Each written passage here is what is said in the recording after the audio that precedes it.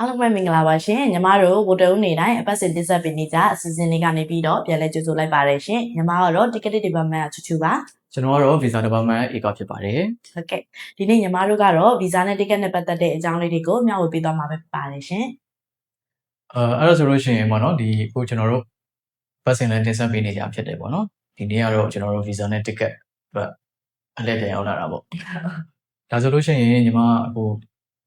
ticket မှာအမေးများတယ်ပေါ့နော် ticket နဲ့ visa ပေါင်းပြီးတော့အမေးများတဲ့အားလေးရှိတယ်အဲ့ဒါကဘာလဲဆိုတော့ဒီအကိုတို့ visa လျှောက်ပြီးမှပဲလေလက်မှတ်ဝယ်ရမလားဒါမှမဟုတ် visa မလျှောက်ခင်ကြိုဝယ်သင့်လားပေါ့နော်အဲ့ဒါလေးနဲ့ပတ်သက်ပြီးတော့ညီမတို့ ticket အနေနဲ့ဘယ်လိုကြံပေးခြင်းလဲမသိဟုတ်ဘယ်လိုပြောပြရမလဲ customer တွေကပေါ့နော်အခုလေလက်မှတ်ဝယ်တဲ့အခါမှာ customer တွေကဈေးနှုန်းတက်နဲ့လင်းလက်မှတ်ကလေးကိုပဲရှာပေးပါလို့ပြောတယ်ပြီးတော့ဒီ visa ကိုလုတ်တယ်ဆိုတဲ့အကြောင်းကိုလည်းညီမတို့မပြောဘဲနဲ့တက်တာတဲ့ဈေးနှုန်းတက်တာတဲ့လင်းလက်မှတ်ကလေးပဲရှာပေးပါဆိုတဲ့အခါမှာညီမတို့ကတက်တာတဲ့ဈေးနှုန်းဘိုးစားဖြစ်တဲ့လင်းလက်မှတ်ကလေးပဲရှာပေးဖြစ်တယ်ပေါ့အခါမှာအဲ့လင်းလက်မှတ်တွေက date change လို့မရတာရှိတယ် refund ပြန်မရတာရှိတယ် cancel လို့မရတာဖြစ်သွားတယ်ပေါ့နော်အဲ့ဒီအချိန်မှာတို့ကဒီလိုမျိုးဝယ်ပြီးကြမှာ visa မရလို့ဒီလင်းလက်မှတ်ကအဆင်မပြေတော့လို့ပါဆိုတဲ့ခါကျတော့ညီမတို့ဘက်ကလည်းဘာမှလုပ်ပေးလို့မရတော့ဘူးเนาะဟုတ်တကယ်တော့ညီမတို့ပြောချင်တာကတော့ visa ရမှလင်းလက်မှတ်ဝယ်တဲ့နယ်လို့တော့ထင်နေရှင်ဟုတ်တချို့ဆိုလဲကျွန်တော်လည်းကြုံမှုတယ်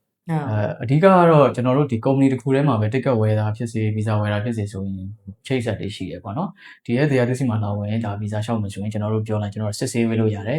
တချို့ရဲ့တွေကြတော့လဲဒါအပြင်က agent တွေမှာဝယ်တာမျိုးတွေရှိမယ်နော် airline တွေမှာဝယ်လာတာမျိုးတွေရှိမယ်သူတို့ online booking နော် online ကနေဝယ်လာတာတွေရှိမယ်ဝယ်ပြီးတော့မှပဲဈေးသက်သာတယ်ဝယ်လိုက်တယ်ပြီးတော့မှprocessing time ကြာတဲ့ visa မျိုးတွေလာလျှောက်မိတယ်ပေါ့နော်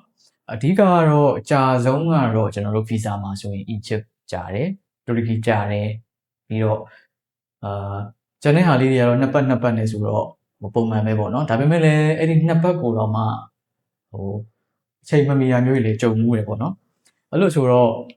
့ကျွန်တော်တို့လည်းခဏလည်းဧည့်သည်တွေကိုတတိပေးတယ်ပေါ့နော် visa ရတော့မှပဲ ticket ဝယ်ပါပေါ့နော်တချို့ဧည့်သည်ဆိုပို့ဆိုတယ် visa တော့မလျှောက်ရသေးဘူးဒီလေလက်မှတ်တွေရောဟိုတယ်တွေရောပုံမှန်လဲမဲ့ပတ်မဲ့ဟာတွေရောအကုန်ဝယ်ထားတာပြင်ဆင်ပြီးတော့ဗီဇာကတော့ဘာမှစောင့်မလုပ်ရသေးဆိုတော့ကျွန်တော်တို့စီမှာဗီဇာအပ်ထားတဲ့ဗီဇာအပ်မဲ့နောက်အပ်မဲ့ customer ဆိုလည်းဒါလေးသတိထားပေးပါကိုသွားမဲ့နိုင်ငံရဲ့ process ကိုအရင်ဆုံးစုံစမ်းပေးပါလိန်လက်မှတ်ကတကယ်လို့ကြိုဝယ်ချင်တာတော့မှန်တယ်ကိုကြိုဝယ်တဲ့ဟာနဲ့ကိုရှောက်မဲ့ဗီဇာထက်3-4လလောက်ခွာပြီးဝယ်ထားရဆိုရင်တော့အဆင်ပြေတယ်ကျွန်တော်တို့ရဲ့ဝယ်တာများတယ်ဥပမာထိုင်းပေါ့နော်ထိုင်းတို့တရုတ်တို့တရုတ်ဆိုလို့ရှိရင်လည်းvisa process အရင်တော့သူကကြာလိုက်မကြာလိုက်မြန်လိုက်မမြန်လိုက်ဆိုတော့သူပုံသိမရှိဘူး။တန်ယုံတွေရဲ့အခြေအနေကလည်းအများနဲ့ပြောင်းလဲနေတာဆိုတော့visa လျှောက်မယ်ဆိုရင်တော့ကျွန်တော်တို့ကိုအသေးစိတ်ပေါ့နော်။အရင်ဆုံးမေးမြန်းစေချင်ပါတယ်ခင်ဗျာ။ဟုတ်အဲ့ဒါတော့ကြံပေးချင်တာပေါ့နော်။ဟုတ်ကဲ့ဟုတ်ခုကကြတော့ဘယ်လိုဖြစ်လဲဆိုတော့သူက visa မရသေးပဲနဲ့မျိုး promotion ticket တွေပေါ့လေလက်မှတ်တွေကိုဈေးသက်သာတော့ဝယ်ထားတာဆိုဝယ်တယ်ပြီးတော့ visa လည်းမရရောဒီလေလက်မှတ်ကလကားဖြစ်သွားတော့ visa ရောလေလက်မှတ်ကိုဆုံးရှုံးတာမျိုးဖြစ်စေတယ်ပေါ့နော်ဟုတ်အဲ့ဒါကြောင့်မလို့ညီမတို့ဘက်ကအကြံပေးချင်တာတော့ visa ရမှလေလက်မှတ်ဝယ်ပါအခါကျရင်လည်းပေါ့နော်လေလက်မှတ်ဈေးသက်သာတဲ့ခုံကြီးရှိသေးတယ်ဆိုလို့ရှိရင်လည်းဈေးသက်သာမရနိုင်ပါလေရှင်ဟုတ်ပြီးတော့လည်းအခုထပ်ပြီးတော့ပြောချင်တာလေးကပေါ့နော်လင်းလက်မှတ်ဝယ်တယ်ညီမတို့ရှိမှလင်းလက်မှတ်ဝယ်တယ်ဟိုတယ်ဘုကင်အောင်ချားတစ်ခုလုပ်တယ်အဲ့လိုမျိုးတွေဖြစ်နေတယ်ဗီဇာတနေရာဟိုတယ်တနေရာလင်းလက်မှတ်တနေရာဖြစ်နေတဲ့အခါမျိုးမှာဟိုတခုခုအဆင်မပြေဖြစ်သွားလို့ဂျမ်းဖြစ်သွားတဲ့အခါမျိုးမှာဘယ်ဟိုဖုန်းဆက်ရမှမသိဘာလို့မှမသိဖြစ်သွားတယ်ပေါ့နော်ဟုတ်အဲ့လိုမျိုးလေးတွေကိုလည်းဟိုကုတလောတွေ့နေရတယ်ဆိုတော့လေအဲ့လိုမျိုးလေးတွေမဖြစ်ရအောင်ကိုကဘယ်မှာပဲလင်းလက်မှတ်ဝယ်လင်းလက်မှတ်ဝယ်လို့ရှိရင်လင်းလက်မှတ်တို့ဟိုတယ်ဘုကင်တို့ပဲပေါ့နော်စပစ်သုံးခုလုံးရတဲ့ agent နေစီမှာပဲဝယ်စီချင်ညီမတို့ထောက်ပြောညာဆိုရင်လည်းလင်းလက်မှတ်တွေဗီဇာတွေဟိုတယ်ဘုကင်တွေလည်းရတယ်ပေါ့နော်ဟုတ်အဲ့လိုမျိုးဟိုတစုတစည်းတည်းရှိတယ် package အလိုက်ဝယ်လိုက်တယ်ဆိုလို့ရှိရင်လည်းပေါ့ဟိုတစ်ခုချင်းစီဝယ်ရထက်ပို့ပြီးတော့လည်းတက်တာတယ်ရှင်ဟိုတစ်ခုချင်းစီဝယ်ရဟိုသွားလိုက်ဒီသွားလိုက်ဟိုဝယ်လိုက်ဒီဝယ်လိုက်ထက်ဟိုကုန်တဲ့စရိတ်ဒီနဲ့ပေါ့နော်ဒီတနေရာထဲမှာပဲဒီ agent စီမှာပဲအကုန်ဝယ်လိုက်တော့ဘာပဲတစ်ခုခုသိချင်တာပဲဖြစ်ဖြစ်ဖုန်းဆက်လိုက်တာနဲ့ဒီမားတို့ဘက်ကလည်းပေါ့နော်ပြန်ပြီးတော့လုပ်ပေးလို့ရတဲ့အနေထားပေါ့နော်ဟုတ်ကဲ့ပြီးတော့လည်းနောက်ထပ်တစ်ခုပေါ့နော်အခုမေးချင်တာပေါ့နော်ညီမတို့ကအခုလင်းလက်မှတ်ဝယ်ပြီဆိုတာနဲ့တို့ကဟိုတယ်ဘုကင်ပေါ့နော်ဟိုတယ်ဘုကင်နဲ့ပတ်သက်တာတွေဟိုမေးလာပြီးတဲ့အခါမှာအခုဟာဘာလဲဆိုတော့ခီးသွားအာမခံပေါ့နော်ခီးသွားအာမခံရောရလားဆိုတဲ့စကားတွေကိုညီမတို့စီမှာခဏမေးတယ်ပေါ့နော်ဟုတ်အဲ့ဒါလေးနဲ့ပတ်သက်ပြီးတော့လည်းပြောပြပေးပါအောင်ရှင်ခီးသွားအာမခံလည်းရပါတယ်ကျွန်တော်တို့စီမှာဒီခီးသွားအာမခံဆိုလို့ရှိရင်လည်းဒီရောင်းနေတာက2မျိုးရှိခဲ့ပေါ့နော်ကို local တွေအတွက်အသက်သာဆုံးဖြစ်မဲ့ဒီပြည်တွင်းပေါ့နော်ပြည်တွင်းက company တခုက insurance ပေါ့နော်နောက်တစ်ခုကကျတော့ဒါနိုင်ငံခြား base company တခုရဲ့ insurance ကိုကျွန်တော်ယူအောင်တယ်အဲ့ဒါတွေကကျတော့သူ့ဟာနဲ့သူ plan လိုက်ဒီ coverage ဖြစ်တဲ့ amount အလိုက်ကိုလူချင်းမင်းတို့ကနေပြီးတော့ကြိုက်နှစ်သက်တဲ့ plan အလိုက်ဝယ်လို့ရပါတယ်ကိုဝယ်ယူလိုက်တဲ့ plan တွေကတော့သူ့ဟာနဲ့သူတော့အချက်လက်လေးတော့ဝယ်သွားတာမျိုးတော့ရှိတယ်ပြီးတော့ဒီ local အတွက်ဆိုလို့ရှိရင်လည်းဈေးအသက်သာဆုံးနဲ့ကျွန်တော်တို့ဝယ်နိုင်အောင်လို့စီစဉ်ပေးထားတယ်ဟိုပဲစီထွက်တာပဲဖြစ်ဖြစ်ကိုပြည်တွင်းမှာပဲလေတာပြုတာအတွက်ပဲဝယ်နေတာပဲဖြစ်ဖြစ်ဝယ်လို့ရပါတယ်မြန်မာပြည်မှာနေထိုင်တဲ့နိုင်ငံသားတွေအတွက်ဆိုလို့ရှိရင်လည်းတခြားပြည်ပကိုထွက်ပြီးတော့သွားရတာမျိုးတွေเนาะအလုပ်ကိစ္စပြန်သွားရတာမျိုးတွေဆိုအတွက်လည်းကျွန်တော်တို့ဒီနိုင်ငံခြား base အနေနဲ့လည်း insurance တခုစီစဉ်ပေးထားပါတယ်အဲ့ဒါလည်းဝယ်လို့ရတယ်ဆိုတော့insurance နဲ့ပတ်သက်ပြီးတော့အသေးစိတ်သိချင်တာဘယ်လောက်ထိcover ဖြစ်လဲပေါ့နော်ဘယ်လောက် plan ဘယ်လိုမျိုးတွေရှိလဲဆိုတာလည်းကျွန်တော်ဒီမှာလာမေးလို့ရပါတယ်အကြံပေးချင်တာကတော့ခရီးတစ်ခုသွားရတာပဲဖြစ်ဖြစ်ပြီးတော့ visa လျှောက်တဲ့အခါနိုင်ငံချင်း visa လျှောက်တဲ့အခါဆိုလို့ရှိရင် insurance ကမဖြစ်မနေလိုအပ်တယ်လေနော်ဆိုတော့အဲ့အတွက်လည်းရောင်းပါတယ်အဲ့ဒါဆိုလို့ရှိရင်ပေါ့နော်ဒီကိုကနိုင်ငံခြားသွားရမယ်ဆိုလို့ရှိရင်ဒီ insurance ကတော့မဖြစ်မနေဝယ်ထားတင်တယ်လို့တော့ကျွန်တော်အကြံပေးချင်တယ်ဘာလို့လဲဆိုတော့ဟိုရောက်လို့ရှိရင်စေုံစေကံပြရတာလို့နော်တခုခုမတော်တဆဖြစ်တာတို့စေးဝယ်တာမျိုးတို့အဲ့ဒါတွေအတွက်ပြန်ပြီးတော့ကိုကာဗာပြန်ဖြစ်တာပေါ့ကိုဝယ်လိုက်တဲ့ amount ကို voucher ပြတာတို့ receipt ပြတာတို့ ਨੇ ပြလိုက်ရုံနဲ့ဒီပြန်ရောက်လာတဲ့အခါကျရင်ပြန် claim လို့ရပါတယ်ဒါပေမဲ့အခြေအနေတစ်ခုပေါ့နော်သူရဲ့ဂျာထဲမှာကာလတစ်ခုတော့ကြားတတ်ပါတယ်ဟုတ်ကဲ့အခုကြတော့ပေါ့နော်လူတိုင်းလိုလိုကလင်းလက်မှတ်ဝယ်ပြီးတာနဲ့ပေါ့နော်အမေးများဆိုခီးတော့အာမကန်ဖြစ်နေတာပေါ့နော်အဲ့ဒါဆိုရင်ခီးတော့အာမကန်ကိုလည်းညီမတို့စီမှာရတယ်ပေါ့နော်ညီမတို့ Win Travel မြန်မာမှာလင်းလက်မှတ်ရဲ့ visa ရဲ့ hotel book ရဲ့ခီးတော့အာမကန်ဆိုပြီးတော့အကုန်လုံး package လိုက်ဝယ်ရဲဆိုလို့ရှိရင်လည်းပေါ့နော်အဆင်ပြေအောင်တော့ညီမတို့က service ပေးပါတယ်ရှင်ဟုတ်ပြီးတော့လည်းပေါ့အခုအခြေအနေမှာပေါ့နော်မွေးရသည်လည်းဖြစ်နေတော့ဆေးလေးတွေလည်းဆောင်သွားတယ်နဲ့ပေါ့နော်ဟုတ်ဘိုင်အောင်ဘိုင်နာတွေဖြားနာတွေရလဲလူတော်တော်များများဖြစ်နေတာဆိုတော့လေဟုတ်အဲကြောင့်မို့လခီးတော့ဟာမကန်နဲ့စောင်းကိုစောင်းနေပြီဟုတ်ပြီးတော့ပေါ့အခုကျွန်တော်တို့အခုဒီစက်တင်ဘာအောက်တိုဘာလဆိုလို့ရှိရင်ခီးသွားရာသီပြန်ဖြစ်တော့မှာဖြစ်တဲ့အတွက်ခီးသွားဖို့ရည်ရွယ်ထားတဲ့နိုင်ငံကြီးတွေသွားဖို့စီစဉ်ထားတယ်ဆိုလို့ရှိရင်အခုတွေကဗီဇာကိုချိုးချောက်စေချင်တယ်ပေါ့နော် appointment တွေကလည်းကြိုယူရတဲ့ဟာတွေရှိတယ်လို့ကြိုယူစရာမလိုဘဲနဲ့လျှောက်လို့ရတဲ့ဟာတွေလည်းရှိတယ်အဲ့ဒီအတွက်ကနောက်ပိုင်းကျရင်ဗီဇာလျှောက်ပြီးပြီဆိုတာနဲ့လေလမ်းဘက်ကမဖြစ်မနေဝယ်ရတော့မှာပေါ့နော်ဗီဇာရပြီဆိုတာနဲ့အဲ့တော့သွားဖို့ plan ထားတယ်သွားဖို့ရည်ရွယ်ထားတယ်အောက်တိုဘာလဆိုရင်ကိုရီးယားတို့ဂျပန်တို့နော်ဘယ်နိုင်ငံပဲဖြစ်ဖြစ်ပါခီးသွားရာသီရောက်ပြီဆိုတာနဲ့ဗီဇာလိုတဲ့နိုင်ငံဆိုလို့ရှိရင်ကျွန်တော်တို့စီမှာအခုတည်းကပေါ့နော်ဗီဇာကိစ္စလေးတွေကိုလာပြီးတော့ဆွေးနွေးတိုင်ပင်ပြီးတော့ပြင်ဆင်ဖို့အတွက်အကြံပေးချင်ပါတယ်ခင်ဗျာအဲ့မှာလည်းလေးလက်မှတ်ကလည်းဗီဇာရတာနဲ့ကြာမှာပဲလေးလက်မှတ်တက်ပြီးဝယ်လို့ရတယ်နည်းနည်းတော့ဝတ်သက်တာမယ်လို့ထင်ပါတယ်ဟုတ်ပြီးခီးသွားရသည်လေးလည်းဖြစ်နေပြီဆိုတော့ညီမတို့ Win Travel မြန်မာစံကြောင်း page မှာလည်းပေါ့နော်တိုကီးစင်လေးတွေရှိပါတယ်ရှင်လာရောက်ပြီးတော့လည်းအားပေးကြပါဦးနော်ဟုတ်တခြားဆိုရင်ရောညီမအခုလက်ရှိပေါ့ထူးထူးခြားခြားအခု TikTok တို့ဘာလို့မှအမေးများတဲ့ကိစ္စလေးရှိရထင်တယ်နော်ဟုတ်တယ်လက်မှတ်နဲ့ပတ်သက်ပြီးတော့အဲ့ဒါလေးလည်းကျွန်တော်ကြည့်ရှုနေတဲ့လူတွေကိုပြောပြပေးပါဦးဟုတ်အခုတလောအမေးများကတော့ရန်ကုန်မြကြီးနားနဲ့ပတ်သက်တဲ့လင်းလက်မှတ်တွေပေါ့နော်လင်းလက်မှတ်တွေမြကြီးနားလင်းလက်မှတ်တွေရသေးလားဆိုတာတော့အခုတလောတော်တော်များများအမေးများနေတာပေါ့ဟုတ်ညီမတို့ဘက်ကလည်းပြောပါတယ် MBN ရောချုပ်မှာပဲတရားဝင်ဝယ်လို့ရမယ်agency တွေကိုတရားဝင်ရောင်းချခွင့်မပေးတော့ပါဘူးဆိုတဲ့အကြောင်းလည်းညီမတို့ပြောပါတယ်ရှင်အဲ့ဒီကြားထဲကနေပဲညီမတို့ TikTok မှာပေါ့နော် TikTok အကောင့်မှာအဲ့ဗီဒီယိုရဲ့တပုတ်အောက်မှာပေါ့အဲ့ရန်ကုန်မြကြီးနားရသေးလားလို့လာမေးတဲ့အောက်မှာပေါ့အမည်မသိလူတယောက်ကပေါ့နော်သူ့ရဲ့ဖုန်းနံပါတ်ကြီးလာပေးတာပေါ့နော်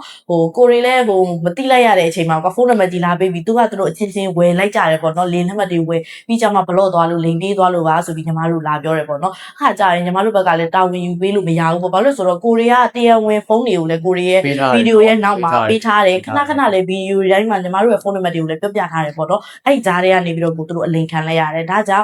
်ပြောချင်တာကတော့မြကြီးနားနဲ့ပတ်သက်တဲ့လင်းလက်မှတ်မှန်သမျှက MBN ရုံးချုပ်မှာပဲတိုက်ရိုက်ဝယ်လို့ရပါတယ်ရှင်ဒီတိုင်းရောင်းချပေးနေတဲ့ agent တွေဆိုလို့ရှင်တော့အတုဖြစ်ဖို့လည်းများလို့ပေါ့နော်အဲ့ဒါလေးလည်းအကြံပေးချင်ပါတယ်ရှင်အခုချိန်ကတော့တော်တော်များများမှာလည်းဒီမြကြီးနားလက်မှတ်တွေကမရပါဘူးเนาะ airline တစ်မျိုးလေးမှာပဲရောင်းနေတာဆိုတော့အဲ့ဒါကတော့လုံးဝသတိထားပြီးတော့ဝယ်ယူရမယ့်အချိန်ဖြစ်နေပါတယ်ဒါကတော့ကျွန်တော်တို့အတွေ့အကြုံအရတက်ပြီးတော့အကြံပေးတာပါဟုတ်ပြီးတော့လည်းညီမတို့လည်းခဏပြောခဲ့တယ်ပေါ့နော်ညီမတို့စီမှာလက်မှတ်ဝယ်လို့ရှိရင်ညီမတို့ကအရင် booking တင်ပေးတယ်ပေါ့နော်ဒီ key ကလေးသွားမယ်ဒီ key သွားမယ်ဆိုရင်ဟုတ်ပြီညီမတို့ booking ရင်တင်ပေးတယ် booking တင်ပေးပြီးဆိုမှဒီလက်မှတ်ကိုယူမယ်သိကြပြီဆိုမှညီမတို့ရဲ့ company banking နာမည်ပါတယ် bank account တွေပေးတယ် company နာမည်ပါတယ် MMQ ပါပေးတယ်ပေါ့နော်အဲ့ဒါလေးတွေနဲ့ပဲဟိုညီမတို့ကဒီလက်မှတ်ယူမှသိကြပြီဆိုမှအဲ့ဒီ banking တွေပါတယ်အဲ့ဒီ QR code တို့ဘာလို့ပဲပေးပြီးတော့ငွေရောက်ပြီဆိုရင်ညီမတို့လက်မှတ်ထုတ်ပေးနေကြပေါ့နော်ဟိုတစ်ခါမှဟိုဒီ personal နဲ့ပတ်သက် personal account တွေနဲ့အဲ့လိုမျိုးငွေပေးချရတာမျိုးလည်းမရှိဘူးပေါ့နော်ဟိုအဲ့လိုမျိုးငွေပေးချရတယ်ဆိုတာလည်းဟို account ဟိုဘယ်လိုပြောမလဲအတုတွေဖြစ်နေတာပေါ့နော်ဟုတ်အဲ့လိုမျိုးလေးတွေလည်းခဏခဏလင်ခံရတာတွေများတော့လေညီမတို့ဘက်ကလည်းခဏခဏပြောပြရတယ်ဒါပေမဲ့လည်းဟိုခဏခဏပေါ့နော်မချင်မထားပဲနဲ့အလင်ခံရသလိုတွေဖြစ်နေကြတယ်ရှင်ဟုတ်အဲ့ဒါလေးလည်းပြောချင်ပါတယ်ရှင်သတိလေးထားပေးဖို့ပေါ့နော် အဲ့လိုမျိုးတွေဖြစ်သွားပြီးရင်လည်းဒါကျွန်တော်တို့ agent တွေဘက်ကနေစိတ်မကောင်းစရာဖြစ်ရတယ်ပေါ့နော်အဲ့ဒါဆိုတော့ကျွန်တော်တို့ဒီ TikTok ရော Facebook head of Facebook မှာရောဗီဒီယိုတွေပေါ့နော်အမြဲတမ်းတင်တယ် post တွေလည်းအမြဲတမ်းတင်တဲ့ထဲမှာလည်းဖုန်းနံပါတ်တွေအမြဲတမ်းထည့်ပေးပါတယ် visa ဆိုလည်း visa department နော် ticket ဆိုလည်း ticket department ဆိုပြီးဖုန်းနံပါတ်တွေထည့်ပေးပါတယ်ကျွန်တော်တို့ဖုန်းတွေကိုလည်းဒါ duty alert အမြဲတမ်းကျွန်တော်တို့ဖြည့်ပေးရပေါ့နော်ကို duty alert ကိုဖြည့်ပေးတယ်ရုံးချိန်အတွင်းလည်းအချိန်မရွေးဆက်သွယ်လို့ရတယ်ဘာပဲဖြစ်ဖြစ် messenger မှာပဲဖြစ်ဖြစ်ဖုန်းဆက်ပြီးတော့ပဲဖြစ်ဖြစ်ပေါ့နော်ဟိုဆက်သွယ်မေးမြန်းလို့ရပါတယ်သိချင်တာရှိလို့ရှိရင်ချက်ချင်းမေးလို့ရပါတယ်ဟုတ်ကဲ့တခြားရောဘာရှိအောင်မလဲဟို update ပေါ့နော် update နဲ့ပတ်သက်ပြီးတော့ညီမမှာတော့ဘာမှမရှိသေးဘူးပေါ့နော်ဟုတ်အကိုကရော visa လေးနဲ့ပတ်သက်ပြီးတော့ update သတင်းလေးပါလိမ့်မယ်ရှိသေးလားရှင်visa နဲ့ပတ်သက်ပြီးတော့လောလောဆယ်ကတော့ဘလို့ကြီးမားမား update တော့မရှိဘူးပေါ့နော်ဒါပေမဲ့တကူအတိပေးနေတာကတော့ဒါတရုတ် visa ပေါ့နော်တရုတ် visa ဆိုလို့ရှိရင်ရှေ့ရက်တွေရှေ့လတွေမှာလည်းဒါရှောက်ခိုးရလို့ဆိုသိပါလိမ့်မယ်အရန်ကြာတယ်အရန်လဲစောသွားပြီးတော့တန်ရုံးဝင်ရတယ်အရန်ကြာတယ်ပေါ့နော်ဒါပေမဲ့အခုကာလပေါ့နော်အခုဒီလပေါ့ဒီလအစကနေစပြီးတော့နည်းနည်းခြောက်နေပေါ့နော်ပြန်ခြောက်နေတယ်ခြောက်နေဆိုတော့တရုတ်သွားဖို့အစီအစဉ်ရှိတယ်တိုးနေမဟုတ်ဘဲနဲ့ကိုယ့်ဟာကိုမိသားစုလိုက်ပေါ့နော် visa လျှောက်မယ် individual သွားမယ်ဆိုရင်အခုတွေက visa လျှောက်ပါအရန်ဟိုဘယ်လိုလဲခြောက်နေတဲ့ကာလဖြစ်နေရဆိုတော့လေ visa ဆိုလဲ10ရက်ဝန်းကျင်လောက်နဲ့ရပါလိမ့်မယ်နောက်တစ်ခုထပ်ပြီးတော့ပြောချင်တာကကြတော့ဒီတရုတ်ကူပေါ့နော်ဟို visa က L visa နဲ့ပဲဖြစ်ဖြစ် M visa နဲ့ပဲဖြစ်ဖြစ်ပေါ့နော်ခါတိုင်းဆိုလို့ရှိရင် L visa နဲ့သွားထားပြီးပြီဆိုရင်အနည်းဆုံး3ခေါက်ပေါ့နော်3ခေါက်သွားထားပြီးနောက်ထပ်တစ်ခေါက်ထပ်လျှောက်မယ်ဆိုရင် double ပေါ့နော် double ပေးပါတယ်ဒါပေမဲ့အခုလက်ရှိမှာတော့မပေးဘူးပေါ့နော်မပေးတဲ့အချိန်တွေကတော့2လလောက်ရှိပါပြီအဲ့အတွက်ကတော့ဒါဧည့်သည်တွေကိုကြိုပြီးတော့ sharing နေနဲ့လုပ်ပေးတာပါတကယ်လို့ကိုက multiple လိုချင်တယ်ဟို double လိုချင်တယ်ဆိုရင်တော့ business visa and visa နဲ့တွားဖို့တိုက်တွန်းချင်ပါတယ်ဒါပေမဲ့ and visa ကတော့ဟိုဘက်တရုတ်ပြည်ဘက်ကနေကိုဖိတ်ခေါ်တာတို့လုပ်ငန်းလိုက်ပေါ့နော်ကုမ္ပဏီကိုတိုက်ရိုက်ဖိတ်ခေါ်တာမျိုးတွေနဲ့ကြမှာရှောက်လို့ရတာဆိုတော့လေစာပဲစာတမ်းလေးပြည့်စုံနေဆိုရင်ကျွန်တော်တို့ Win Travel မြန်မာမှာချိန်မရွေးစာပဲအနိုင်နိုင်ပါတယ်တရုတ် visa ကတော့ဒီအလဲ visa ကတော့အားလုံးသိတဲ့အတိုင်းပဲရှောက်မယ်ဆိုရင်သူ့မှာလိုအပ်ချက်ကတော့ဗန်ပဲပေါ့နော်ဗန်ကတော့3လစတိုက်ကိုလုံးဝ30အောင်မလျော်တဲ့ငွေအမောင်တွေရှိရမယ်အဲ့ဒါတွေလည်းအဲ့ဒါနဲ့ပတ်သက်ပြီးခဏအခက်တွေ့တယ်ဟိုဘယ်လိုပဲဖြစ်ဖြစ်ပေါ့နော်ကို့မှာပတ်စံရှိရတော့မှန်ပေမဲ့ visa လျှောက်ခံနေကြတော့မှအလုံးရင်းနဲ့30ရော့ဆိုပြီးပြစ်ထည့်လိုက်တာမျိုးသူတို့ကမလိုချင်ဘူးသူတို့အစတည်းကတတ်မှတ်ထားပြီးသားဒီ3လစတိုက်ကို30ရှိရမယ်ဆိုတာလေးကတော့ဒါသူတို့ရဲ့တီးတန့်ဆန်တဲ့တတ်မှတ်ချက်လေးတစ်ခုဖြစ်နေတာပေါ့နော်အဲ့အတွက်ကိုကပြည့်စုံနဲ့အဲ့ဒါလေးတစ်ခုပဲပြည့်ရင်ရုပ် visa အေးစစ်စစ်လျှောက်လို့ရပါတယ်အဲ့ဒါလေးပဲပြောချင်ပါတယ်ခင်ဗျာဟုတ်ညီမဘက်ကလည်းပဲထပ်ပြီးတော့သတိပေးချင်တာလေးရှိတယ်ပေါ့နော်အဲ့ဒါကတော့ဟိုညီမတို့စီမှာလင်းလက်မှတ်ဝယ်ထားတဲ့ဧည့်သည်တော်များအနေနဲ့ပေါ့နော်ကိုသွားမဲ့ခရီးကိုဟို1ရက်ဒါမှမဟုတ်2ရက်မတိုင်ခင်လေးမှာလင်းလက်မှတ်ကလေးကိုပြန်ပြီးတော့ check လုပ်ခိုင်းဖို့ပေါ့နော်အဲ့ဒါလေးလည်းထပ်မှတ်ပြီးသတိပေးချင်ပါတယ်ရှင်ဟုတ်အဲ့ဆိုရင်တော့ကျွန်တော်တို့ဒီအပတ်ဗုဒ္ဓဘုနေ့အစီအစဉ်လေးကတော့တော်တော်လေးတော့စုံသွားတော့ပြီထင်ပါတယ်နော်ဟုတ်တယ်ဟုတ်အဲ့တော့ညီမကဟိုပေါ့နော်ခုခရီးသွားရာသီလေးလည်းဖြစ်နေပြီဆိုတော့ဟိုခရီးသွားတိုးပက်ကေးလေးပေါ့နော်ရှိတယ်ညီမတို့ Win Travel မြန်မာ Center Branch ပေါ့နော်အမှဆိုလို့ရှိရင်အဲ့ဒီလိပ်စာလေးကတော့အမှတ်၄ခေမာလန်မြင်းကြီးတက်မှာရှိပါတယ်ရှင်ဟုတ်စမ်းကြောင်းမျိုးနေမှာပါနော်ဟုတ်ကျွန်တော်တို့52လမ်းရုံးဆိုလို့ရှိရင်လည်း52လမ်းရုံးကဒီ visa နဲ့ ticket တီးသန့်ပေါ့နော်လောလောဆယ်ဝန်ဆောင်မှုပေးနေပါတယ်အမှတ်100 155 15952လမ်းပေါ့နော်အထက်ဘလောက်ကနေမြင်ရပါမယ်ပြည်စုံအောင်မြို့နယ်မှာရှိပါတယ်ခင်ဗျာဟုတ်ကဲ့ဟုတ်ခီးသွားရသည်လေးလည်းဖြစ်တာဆိုတော့လေဟုတ်တိုးပက်ကေးတွေကိုလည်းအမှာအများကြီးရှိတာမလို့လားပြီးတော့စုံစမ်းလို့ရပါတယ်လို့ပြောရင်းနဲ့ဒီနေ့ဗီဒီယိုလေးကိုပေါ့နော်မှာပဲရှင်းလိုက်ပါမယ်ရှင်ကျေးဇူးတင်ပါတယ်တတားပါ